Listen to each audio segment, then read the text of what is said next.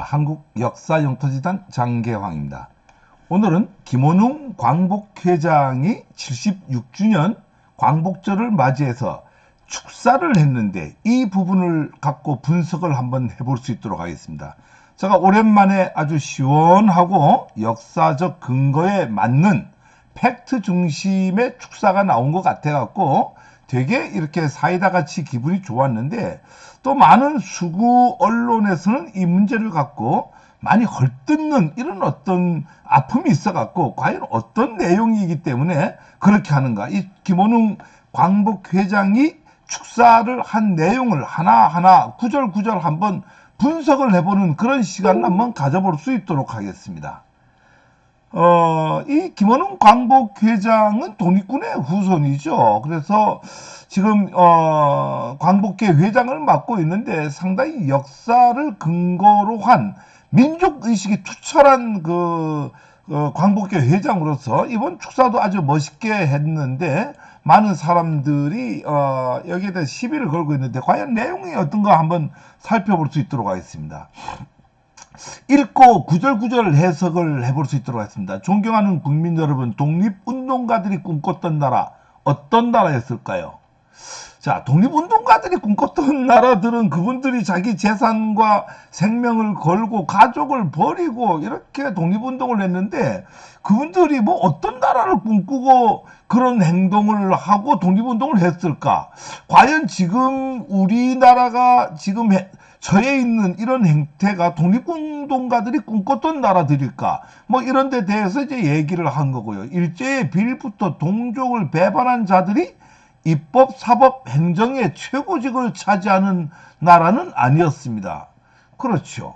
우리가 지금 일제의 빌부터 동족을 배반한 자들이 지금 뭐 검찰에도 그렇고 사법부에도 수장들이 돼 갖고, 제가 얘기할 때는 뭐 지금 현재 이 사람들이 실질적으로 일제시대 때 그랬다라고 하는 게 아니라, 그런 사람들의 식민 사관을 갖고 있는 사람들, 현재 대한민국에는 가장 큰 문제가 두 가지 문제가 현실적으로 있습니다. 4대 사관과 식민사관입니다. 이 4대 사관이나 식민사관을 가진 사람들이 입법, 사법, 행정부의 최고직을 차지하는 나라라고 하는 이런 부분에서는 뭐 상당히 안타까움을 표합니다. 이 자리에서 내가 최근 들어서 가장 안타까운 부분은요, 지금 대통령 선거를 위해서 각 당에서 후보들을 뽑습니다.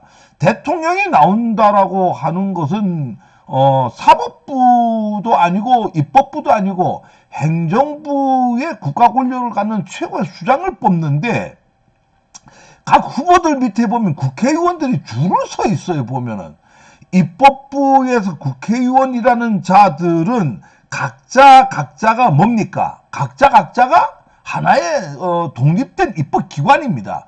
그 자들이 대통령 후보를 뽑는 데에 그 뒤에 줄을 서갖고, 그러니까 행정부를 수반하는 대통령을 뽑는데 입법부에 입법 활동을 하는 각자의 입법부가 그 뒤에 줄을 서갖고, 좀 심하게 나쁜 말로 하면은 똘마니 역할을 하고, 거기서 뭐 한가닥 좀 잡을까, 줄을 잡을까 하고 줄을 대는 모습을 보면은 저는 너무나 웃깁니다. 이거는 제가 얘기하는 게 뭐 야당, 여당 따지는 게 아니라 여야가 공이 마찬가지입니다. 그래서는 안 된다라고 생각을 합니다. 국회의원들도 줄을 세워서도, 대통령 후보들도 줄을 세워서도 안 되고, 또 국회의원들이 자존심 상하게 입법부에 각자 입법 활동을 하는 입법부가 그 뒤에가 줄을 서는 건 더 웃긴다라고 하는 부분입니다.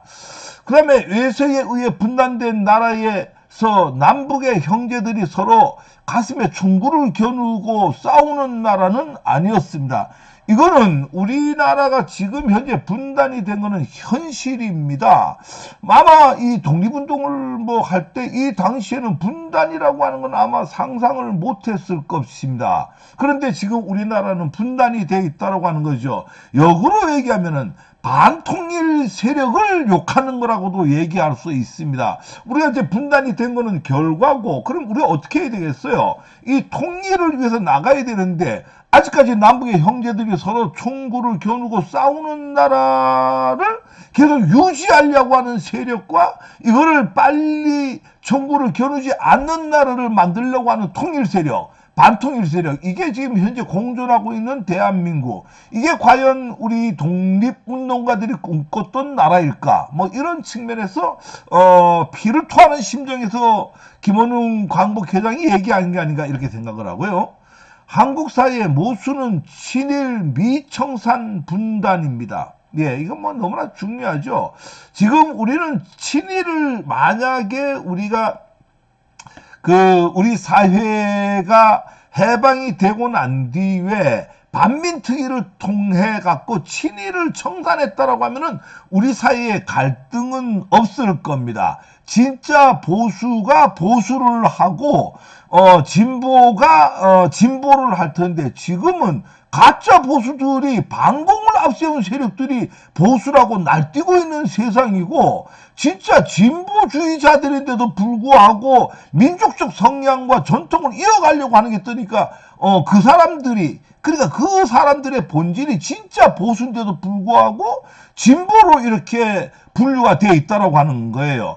우리 엊그저께 누가 돌아왔습니까? 우리 독립투사 한 분이 돌아왔어요. 그 자리에 설공에 누가 나갔습니까? 문재인 대통령하고 영부인이 같이 나갔어요. 그 얘기는 뭡니까? 그런 민족의 독립투사들의 그 정신과 전통을 이어받으려고 하는 현재 문재인 대통령, 이런 분들이 뭐예요? 그런 분들이 보수입니다. 실질적으로 역사와 전통을 지켜나가고 이겨나가려고 하는 거죠.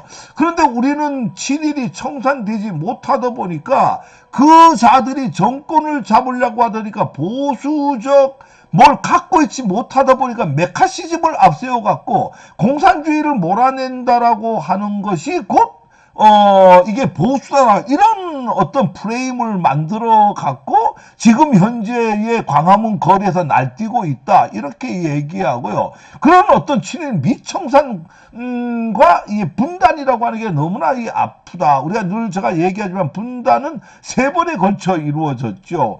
45년 8월 15일 날 일본이 전쟁을 종식 선언하면서 지리적 분단이 이루어지고, 48년 8월 15일 날에 양국이 남과 북이 정부를 수립을 함으로써 정치적 분단이 이루어지고, 53년도에 휴전이 이루어지면서 7월 17일 날이죠. 휴전이 이루어지면서 실질적인 민족적 분단이 이렇게 이루어진 게 우리 현재 사회의 아픔이고 이렇다.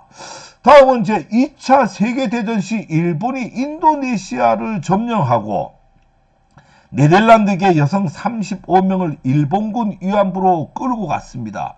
전범 재판에서 일본군 장교 7명이 인륜죄로 처벌되었습니다. 그러나 수없이 많은 한국인 위안부 연행에 대해서는 아무도 처벌받지 않았습니다. 반인륜죄의 인류에는 백인 여성만 해당되고 아시아 여성은 해당되지 않았습니다. 반인륜죄에 대해서 시효가 없이 끝까지 찾아 응징하는 국제사회의 법 논리는 지금도 관철되고 있습니다. 이거 뭐 되게 중요한 문제입니다. 사실 지금 우리 여기서 우리가 말하는 위안부라고 표현했었는데, 사실 우리 위안부는 아닙니다. 위안부라고 하는 것은 가해자적 용어입니다. 위안소, 가해자적 시각에서 보는 용어고, 우리는 일본군 성피해 노예자라고 이렇게 불러야 되는데, 우리가 사실 우리 지금 현재 우리 사회가 일본과 또 다른 문제 하나가 강제징용 문제하고 일본군 성피해 노예자 문제, 이 두 문제가 아직까지 해결이 되지 않고 있고, 그런 게 정산이 되지 않을까, 역사가 청산이 되지 않고 역사 청산이 되지 않다 보니까 한일 관계는 늘 삐걱거리고 있다라고 하는 어떤 이런 부분입니다. 그래서 이런 부분들이 글로벌 스탠다드, 국제 규격에 맞게끔 정리를 하면 되는 겁니다. 엊그저께 문재인 대통령이 뭐라고 얘기했냐면은, 경제 문제와 역사 문제는 투트랙으로 따로 갖고 가겠다. 경제 문제는 경제 문제대로 갖고 가고, 이 역사 청산의 문제는 국제사회가 인정할 수 있는 그런 글로벌 스탠다드의 어떤 시각에서 처리하면 된다. 참 멋진 시각과 멋진 발언을 했다라고 생각을 합니다. 그래서 이 반인륜죄에 해당되는 이런 어떤 일본군 성피해 노예자 문제만큼은 끝까지 끝까지 찾아서 응징을 함으로써 우리 어떤 법칙의 국제법의 체계도 세워야 되지만 우리 사회의 안정과 그걸로 인한 추후의 갈등도 없어져야 되고 우리 일본이 이웃 국가입니다. 저희가 친일을 하자라고 하는 것도 아니고 반일을 하자고 하는 것도 아니에요. 단 그냥 동등한 입장에서 국제사회에서 이웃으로서 함께 국제사회에 가면 되는 겁니다. 그런데 지금은 우리가 반일을 할 수밖에 없는 이런 구조 속에 돼 있고 거기에 대해서 친일 청산을 못하다 보니까 친일파에 들어서 갖고 식민사관에 젖어서 일본인 입장에서 외교관계를 판단하고 이렇게 하는 사람들이 우리 사회에 많다 보니까 이런 문제가 늘 갈등적 요소가 된다, 이렇게 말씀을 드리겠습니다. 최근 독일 검찰은 나치 수용소 간수였던 100세의 노인을 법정에 세웠습니다. 만약 제2차 세계대전 후 프랑스나 독일에서 나치 협력자에게 면죄부를 주고 권력을 잡게 했다면 이것 자체가 범죄 행위로 처벌당했을 것입니다. 이게 너무나 중요한 문제예요. 저는 이 문제보다도 드골 얘기를 하겠습니다. 드골은 2차 세계대전이 끝나고 나치에 부역했던 자들이 약 한 7, 8천 명을 처단을 했습니다. 근데 우리는 처단을 하지 못했다라고 하는 거죠. 자, 여기서 나타나는 미래의 결과를 얘기하겠습니다. 즉, 역사라고 하는 것은 학습 효과에 의해서 미래로 나타나게끔 돼 있습니다. 다시 얘기하겠습니다. 만약에 다시 세계 2차 대전 같은 형태가 나타난다면 프랑스는 절대적으로 나치에 부역하는 사람이 없을 겁니다. 즉 드골 대통령에 의해서 전쟁이 끝나고 난 뒤에 어떤 처벌을 받는다라고 하는 걸 너무나 잘 알기 때문에 그런 어떤 부역을 하는 자들이 없을 건데 우리는 안 그럴 거라고 하는 거죠. 지금 우리 사회를 보세요. 일본에 부역한 자들이 처벌도 안 받고 더 잘 먹고 잘 살고 있어요. 역으로 독립운동을 한 후손들은 거지같이 생활을 하고 빈민 상태에 있고 교육도 제대로 못 받고 이런 형태에 있다라고 하는 부분입니다. 이런 게 역사에 대한 교육에 대한 학습 효과라고 하는데 역사는 왜 정확하게 문제 인식을 갖고 해결을 하고 넘어가야 되냐면 학습 효과 때문에 그렇다라고 하는 겁니다. 다시 읽겠습니다. 1945년 일본 패전 후 미 군정은 임시정부와 광복군을 강제로 해체시키고 일제에 협력한 전범들을 주요 간직에 기용했습니다. 백인을 학살한 나치는 반인륜 범죄에 처벌하면서 일제가 확실한 아시아인은 반인륜죄에 인류에 해당되지 않았습니다. 참 이게 너무나 중요한 문제죠. 작년에도 이 문제는 나왔댔죠. 우리 김원웅 광복회장이 작년에도 점령군과 해방군 문제로 좀 시끄러웠댔는데 이거는 시끄러운 문제가 아니고 바로 이해를 해야 되는 문제예요. 일본이 패망을 하고요. 미국은 분명하게 점령군으로 들어왔습니다. 이게 이제 메가더 포고령 제1호에 의해서 메가더가 뭐라 그랬나니까 내가 포고령을 내릴 때 내가 한반도 38도 이남에 점령군으로 들어가니 준비를 하라 이렇게 명령을 내립니다. 그러면은 해방군과 점령군의 차이는 어떤 거냐? 해방군은 별거 아닙니다. 와서 즉시 그 민족의 주권을 부여해갖고 바로 자치적으로 행정을 해서 주권을 만드는 과정을 즉시 했다라고 하는 게 해방입니다. 그러면 소련은 실질적으로 와서 인민위원회를 중심으로 해서 바로 그렇게 정립을 해서 이 김일성을 통해서 자 그게 잘했다라고 하는 게 아니 좋다라고 하는 게 아니에요. 즉 그렇게 주권 좋은 주권이든 나쁜 주권이든 실제 그렇게 했기 때문에 그게 해방군이었다라고 하는 거고 메가더는 그렇게 하지 않고 점령군으로 들어왔습니다. 즉 9월 7일 날에 뭘 했죠? 여기서 메가더 포고령을 발표하고 9월 8일 날에 인천 앞바다에 상륙을 해갖고 9월 9일 날에 조선 총독부에 들어와서 아베 노부유키와 인순계를 하고 그날 바로 뒤뜰에 있던 일장기를 내리고 성종기를 올리면서 그 이후에 3년간 통치를 합니다. 즉 점령을 합니다. 그래서 점령으로 들어온 거예요. 즉 그만한 이유가 있습니다. 왜 점령군으로 들어왔냐면은 그 당시에 우리 사회라고 하는 것은 공산주의자나 사회주의자, 즉 진보주의자들이 상당히 그 영향력이 컸고 그 자들이 민족의 지도자로 많이 앉다 보니까 미국에서 생각할 때 이게 죽서서 개주는 게 아닌가. 한반도의 북쪽은 어차피 김일성을 중심으로 소련에서 위성 국가를 하나에 수립하는데 남쪽까지도 공산주의 국가가 탄생되지 않을까, 이게 우려가 됐다라고 하는 거죠.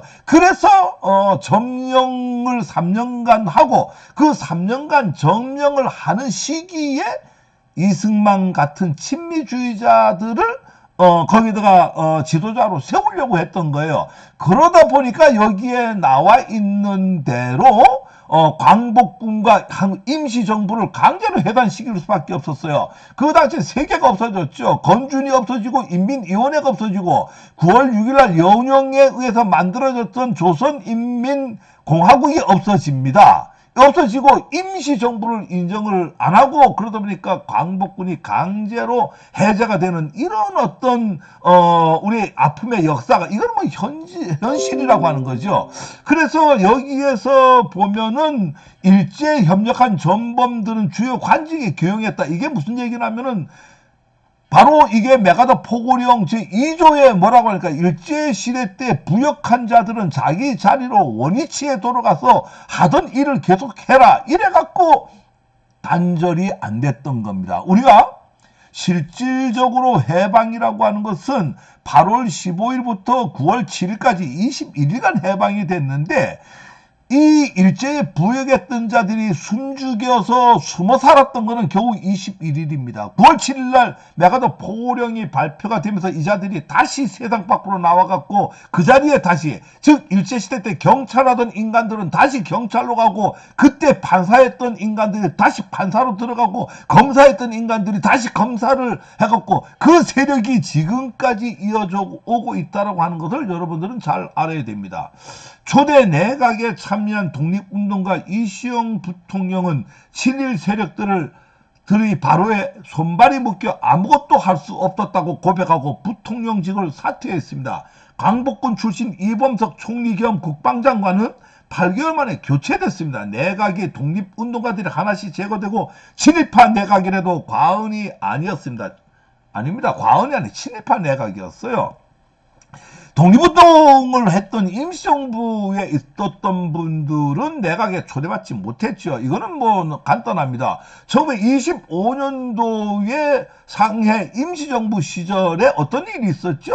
1925년도 상해 임시정부는 이승만이 탄핵이 됩니다. 즉 이승만 정부가 1948년 8월 15일날 들어섰을 때 한국 사회에서 정치를 할 수 있는 인물의 그룹은 두 그룹이 있었어요. 첫 번째 그룹은 일제시대 때 부역했던 그룹이고 또 한 그룹은 임시정부에서 임시정부를 이끌었던 그룹인데, 문제는 여기서 임시정부를 이끌었던 그룹 자체는 이 누구라니까 이 이승만을 탄핵했던 장본인들이다 보니까 어떤 측면에는 이승만과는 등이 져 있는 그런 상태이기 때문에 뭐 하나씩 제거된 게 중요한 게 아니라 그 의도적으로 그쪽 사람들을 쓰지 않았다라고 하는 거죠. 그러다 보니까 친일 내각이라고 하는 게 정확한 표현입니다.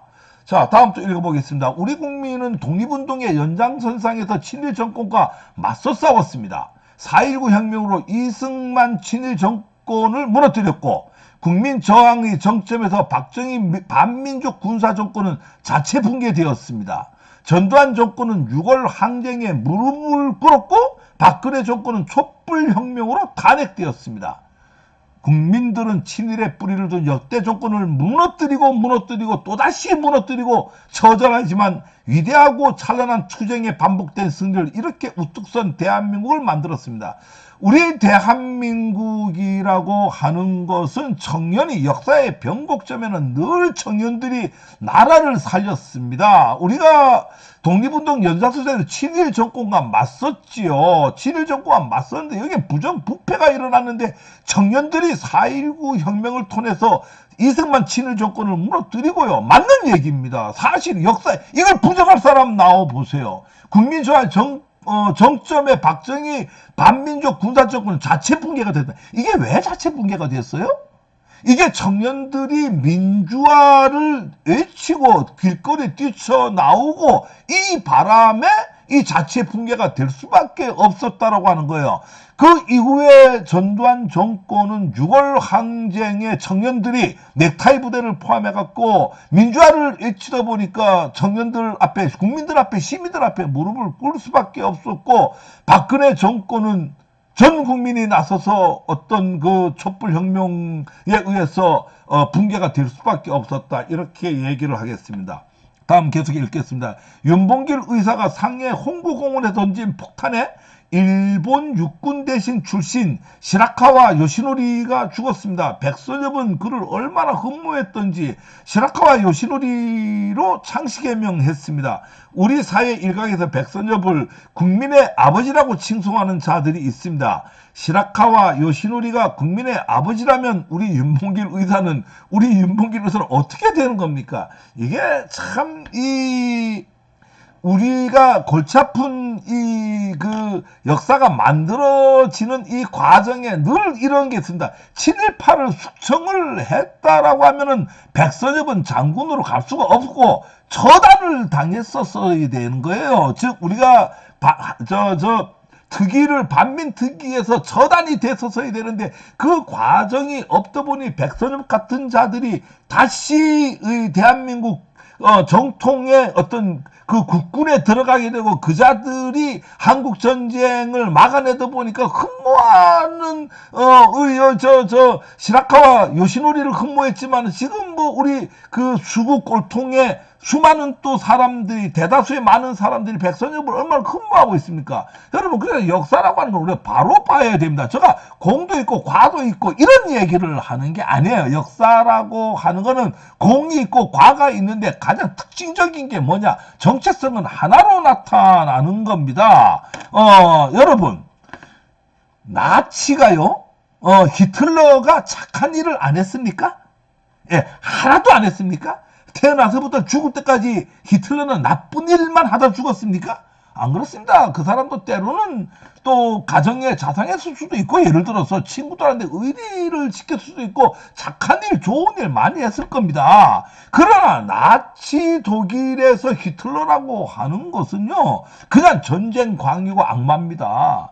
똑같아요. 백선엽이 한국 전쟁에서 승리도 했습니다. 하지만 그 승리라고 하는 것은 이 사람 혼자서 영구로 따먹을 부분이 아니에요. 우리 아버지도 참여를 했어요. 그럴 부분이 아니고 이 사람의 정체성은 그냥 시라카와 요시노리를 이렇게 흠모하고 했던 친일 만주국에서 이런 어떤 그 일본에 함께 이렇게 일본군에 가담했던 그냥 친일파입니다. 그래서 사실은 뭐 작년에도 내내 그 현충원에 대전 현충원에 묻히느냐 마느냐 뭐 이런 얘기를 많이 했는데 이분은요 때로는 어떤 측면에 본다면 일본으로 보내야 돼요. 일본으로 보내야지 그 망령이 그걸 또 좋아할지 몰라요. 이분은 뼛속까지 친일이 아닌가 저는 그렇게 생각을 합니다.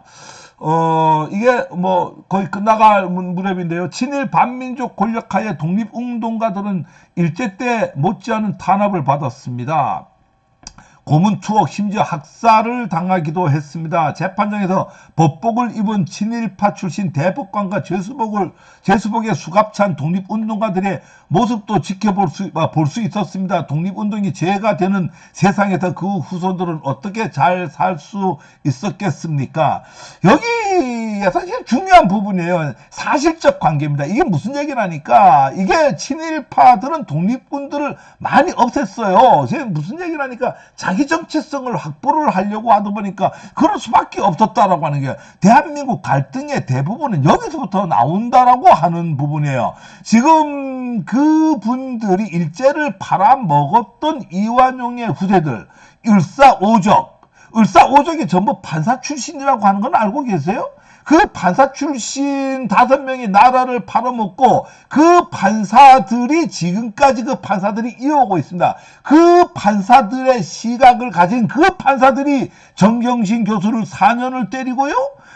또 김경수 지사를 감옥으로 보내고 지금 강제징용의 일제의 문제에 대해서 그런 식의 재판을 하고 아직까지 우리 재판부는 여기서 지금 여기 지금 우리 광복회 회장님은 과정을 얘기했는데 이 과정이 아니라 지금 현실도 그렇다라고 하는 부분입니다. 계속 읽겠습니다. 친일파들은 대대로 떵떵거리며 살며 독립후손과 후손들은 지금도 가난에 찌들고 살고 있습니다. 이보다 더 혹독하고 불공정이 있을까요? 공정 많이 외칩니다. 이거보다도 혹독한 불공정이 어디 있겠습니까? 이 불공정을 비호하는 자들은 방관하면서 공정을 내세울 수 있겠습니까?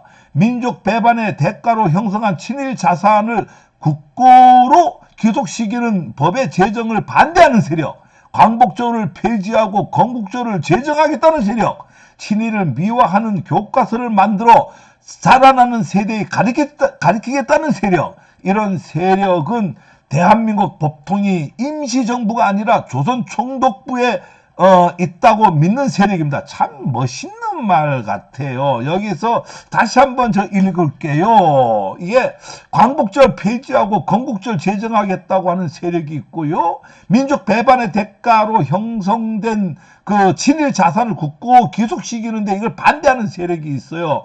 친일 미화하는 교과서 만들어갖고 자라나는 어린 학생들에게 가르치겠다는 세력이 있고요.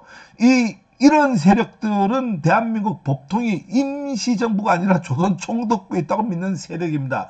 어떤 사람들은 이런 말들이 너무 가오가 혹독한 게 아니냐 하지만 역사는 정확한 겁니다. 지금 이 글을 읽고 박수를 치는 사람이 있고 붕괴를 하는 사람이 있을 겁니다. 잘 보세요. 박수를 치는 사람 민족주의자고요. 붕괴하는 사람들은 왜 붕괴하겠습니까?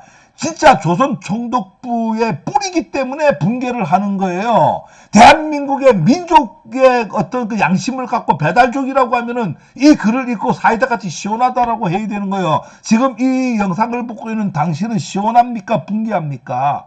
촛불혁명으로 친일의 뿌리를 둔 정권은 무너졌지만 이들이 집권하게 한 친일 반민족 기득권 구조는 아직도 철의 카르텔 구조를 유지하고 있습니다. 이게 우리가 말하는 적폐입니다. 친일 반민족 적벌 언론이 기득권 유지를 위한 거짓과 왜곡은 지금도 계속되고 있습니다. 마지막입니다. 자신의 앞길을 가로막는 이들에게 분노할 줄 아는 젊은이들의 정의감을 믿습니다. 아들, 딸, 손녀, 손자, 앞길을 가로막는 절망의 불공정 사회를 만들어 온 친일 반민족 기득권 세력의 편에 설 참 어른은 없을 것입니다. 민족 정통성의 궤도를 이탈해온 대한민국은 국민들의 힘으로 이제 제 궤도에 진입하기 시작했습니다. 우리가 여기서 무릎 꿇으면 다시 일어설 수 있을까요? 우리의 운명은 우리의 힘으로 개척할 수 있습니다. 우리 스스로 도울 때만 세계도 우리를 도울 것입니다. 우리 스스로 해야 됩니다. 여러분, 아프가니스탄에 미국이 철수를 하자마자 텔레반이 수도를 함락했습니다. 스스로를 지키지 못하면 그런 일이 벌어집니다. 자강을 해야 됩니다. 아직까지도 4대에 기대고 미국에 기대고 일본에 기대고 중국에 기대고 이런 강대국에 기대는 이 사고를 갖고 세상을 살 겁니까? 친일파 없는 대한민국, 이런 대한민국을 만들고 싶습니다. 아마 이 영상을 보시는 다수의 사람이 그렇게 할 겁니다. 이는 독립운동가의 통한이 담긴 참된 애국의 기도입니다. 감사합니다. 오늘은 여러분들과 김원웅 광복회장이 76주년 광복절에 축사를 한 내용을 갖고 한번 분석을 해봤습니다. 여기에 나와 있는 내용 다시 한번 정독해 보시고요. 새로운 대한민국, 미래를 열어가는 대한민국을 함께 만들어 갔으면 좋겠습니다. 오늘 영상 여기서 마치겠습니다. 감사합니다.